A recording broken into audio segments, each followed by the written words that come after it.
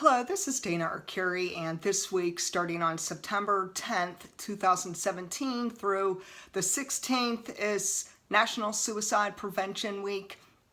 As a suicide survivor, I know a little bit about it, and I believe that there's so much that is not spoken, discussed, or really brought into the public as far as understanding suicide and building awareness about it. And as a survivor, I really believe that I am a voice for the voiceless. And it's interesting because today when I was looking into a scripture that can back up, that God calls us to be a voice for the voiceless, it's true.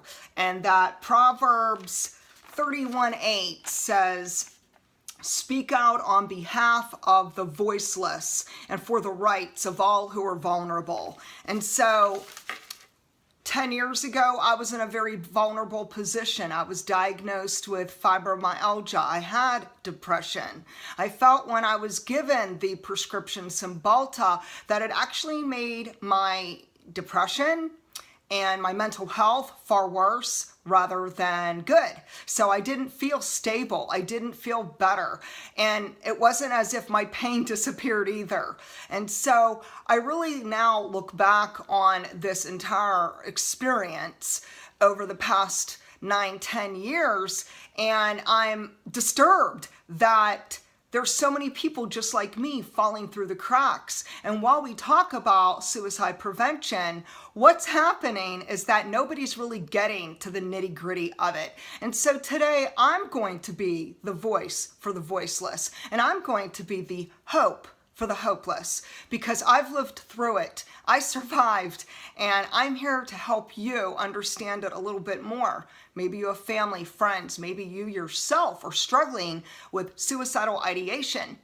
And so I wanted to just share a little that I have been there, I have done that, and it was November 2nd, 2017, when I reached the end of my rope. I had multiple interactions and side effects and horrible symptoms from a combination of medicine. So it was Cymbalta, it was Prozac, it was Adderall, and it was also a benzodiazepine called Ativan. So when you start mixing these drugs and you combine more than one drug, you have a higher potential of some interactions and negative symptoms that could take place. There will be side effects. And so even though you may not have all of the side effects, don't be surprised if you have one or more when you're mixing drugs. And another thing also to consider is that there are black box warnings, which I was not aware back in 2008, 2009, when I was initially prescribed Cymbalta or Ativan, or really any drug. And so I believe that suicide prevention begins with the medical community, meaning our doctors, our pharmacists, our therapists, anyone who has access to patients such as the emergency room, mental health, the psych units. We really need to step it up a notch, people. If you are in the medical community, I'm asking you to inquire within the superintendent, any leaders within the business of the hospital, to have special classes and training on suicide prevention, because it's people like me who, I'm fortunate to be alive today. I'm fortunate today to be talking about suicide prevention, but there's so much that the public doesn't know. And so it begins with the medical industry. It really begins with mental health. And so today, I'm not gonna get deep into my suicide. I could say I did take multiple drugs and alcohol, and I was at the end of my rope, hit rock bottom, attempted a suicide, and as you can see, I'm alive, and I am thankful and grateful that I am alive today. And it really did become a calling for me then. Like, this horrible mess that I've been in, it really was my stepping stone to then move forward and to have a new passionate purpose, to speak to people, to advocate, and to spread awareness about mental health, about psych drugs. And so where there are problems, it really does begin with the medical industry and mental health, because they are the top leaders of the industry. that whatever they say, whatever they do, it will greatly impact everyone who they are around. And so let's talk about some of the things we could focus on. Number one, please educate your coworkers, educate your staff.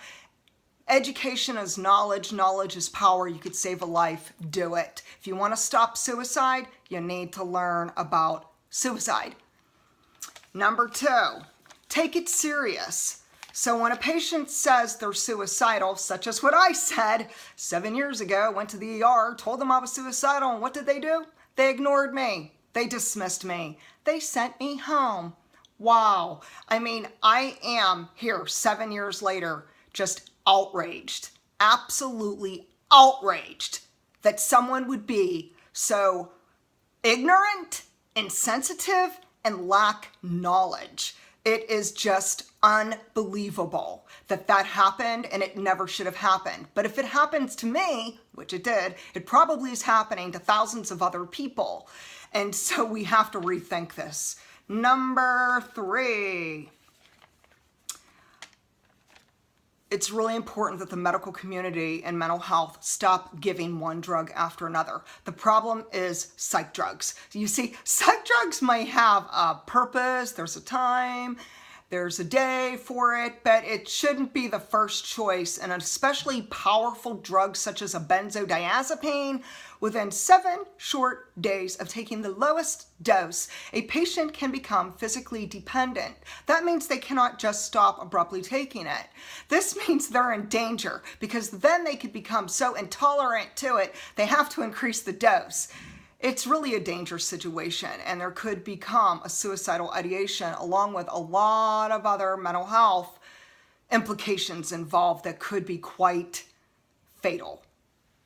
Next would be build awareness about other ways to treat depression, anxiety, and so forth. Anything revolving around mental health. There are other ways. There are gentler ways. I know, because that's what I've been practicing now for 7 years. I'm 7 years free from drugs, okay? So I'm living proof. You don't need to take a drug for every darn symptom, including depression, insomnia, physical pain such as fibromyalgia, herniated discs. I mean, the list goes on and on. I mean, come on. You don't have to grab a drug every time you have a little ache or pain. And if you're plagued with depression and anxiety, the problem could be the drug you're taking is causing an increase in your anxiety, your panic attacks, your insomnia, your mental state. It's causing you an instability. It might be doing you more harm than good, but don't just take my word for it. Let's talk about Dr. Peter Breggin, who I highly, highly admire. He's a psychiatrist, and here's one of his quotes. According to Dr. Peter Breggin, he says, there are over 200 million psychiatric drug prescriptions written annually that do more harm than good. And I believe it. And you could check out his book called Medication Madness on Amazon.com. Next, let's move forward. Avoid drugs with a black box warning. Please don't just get your prescription filled and think your pharmacist and your doctor are God. They're not God. They make mistakes. They're human, just like you. They're imperfect people in an imperfect world. And just because someone has a board-certified degree or some big old plaque that says doctor on it, does not necessarily mean that they're perfect, that they don't have any faults, that they don't make medical messes, that they don't ever make a mistake or slip up, whatever. Use your own common sense. Follow your gut intuition, but do your own research. Get online. Start learning about the prescription before you take it. This way, if you start seeing some red flags, you may think twice before getting it filled. Onward. Avoid Avoid doctors who dismiss you, don't listen to you, and minimize your symptoms. So if you go to your doctor or your therapist, whichever mental health professional, and you're telling them how you're plagued with depression and you're suicidal, they're not listening to you, they're dismissing you, they minimize your circumstances. They're not a good fit. You need to consider another doctor. It doesn't hurt to get another opinion. It doesn't hurt to just go out there and start finding someone else. Have referrals, ask your friends, ask your family, check out your options, because you're not stuck with one doctor, especially someone who is giving you poor, dangerous, unsafe advice. From there, we're going to talk about if you find yourself taking psych drugs and you find yourself feeling suicidal, I believe that it is helpful to go to the ER. However, from my own experience, I was turned away from the ER. So I will be the first to say that there are times the medical community will disappoint us. There are times when they will leave us to wing it on our own, and we're scared and we're intimidated and we're uncertain and we're fearful, but we cannot let ourselves be paralyzed with fear. And so reach out to someone, reach out to friends, family, or church, a support group, anything and anyone who may be open to listening to you. And I always say those who scream the loudest get heard. I think typically it's true, but we don't want to injure ourselves because others are ignoring us. And I think that is one big beef I have with suicide prevention, that they have this pretty little picture and they're saying all this really warm and fuzzy stuff about stop suicide. You know what? If they want to stop suicide, they really need to up their training and increase their knowledge and understand the signs and the symptoms and the cry and the plea for help. What do people have to do? What do they have to do to get attention? I myself was turned away from one ER after the other, from one psychiatrist after the other. My therapist didn't listen. And it's just pitiful that this is what's going on in our world today. But we have to advocate for ourselves. We have to step out there and force ourselves to seek solutions, to seek natural alternatives, to consider gentle options. You don't have to take a drug for every ache and pain. There are other options. There's holistic alternatives. There's plant-based herbs. There's so much. And I am grateful today that I survived. I am grateful today that I am living proof that we can find some genuine, wonderful products and plant-based ingredients and different therapeutic remedies. And there is hope that you can get well. And it's not necessarily with a prescription or psych drugs. I'm not saying don't take your drug. The last thing I'd like to bring up is please don't cold turkey off psych drugs. It could send you into a tizzy where you are suicidal. So please no cold turkeying. And next, really start researching and educating yourself about tapers. Gentle, slow. If you're into doing a little more research, you could check out Dr. Heather Ashton for benzodiazepine tapers.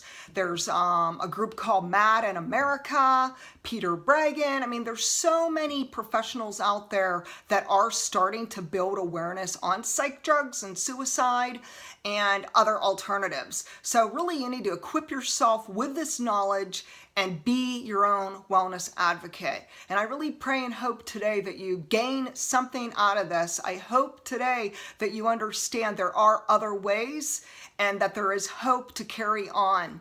So if you'd like to contact me, check out my website at danaarcuri.com. Thanks and have an awesome day.